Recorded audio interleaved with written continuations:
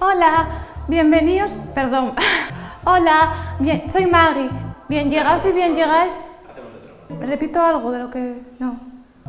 Hola, soy Maggie. Bien llegados y bien llegáis a otra temporada de Tendencias. Hoy vamos a hablar de los kimonos. I'm looking hard, acting cool, highest on a padded bra, slimmer tights, hungry eyes, promise. Konnichiwa. El kimono y el traje original de Japón.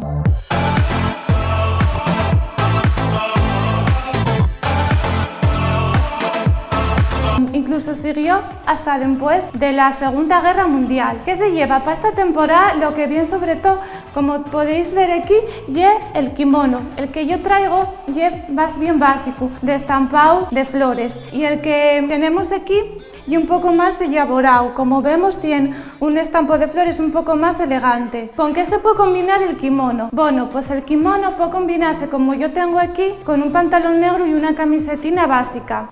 Punto. ¿Cómo viene el kimono esta temporada? El kimono esta temporada viene con distintos yargos. Uno es el yargo normal, como el que tengo yo aquí, otro es el masi yargo e incluso el mini yargo que viene siendo perequí. La novedad de esta temporada es que los kimonos, aparte de venir con estos estampados como los que podemos ver aquí, vienen con animal print.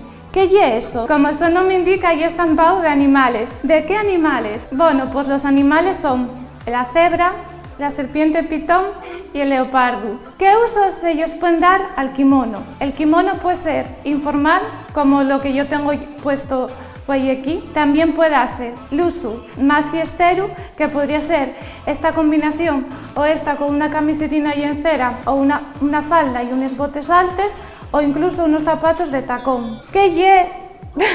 ¿Qué es lo que llevaría la gente más atrevida esta temporada? Llegó la hora del Maggie Consejo. Bueno, pues la gente lo que llevaría sería el uso del kimono animal print con una camisetina y en cera, con unos pantalones negros y unos zapatos de tacón, o para los más atrevidos combinaríanlo con un estampado de cuadros. Bueno, pues aquí fin la Tendencias de hoy. Espero que os haya gustado. Vecinos, esto no os pongáis,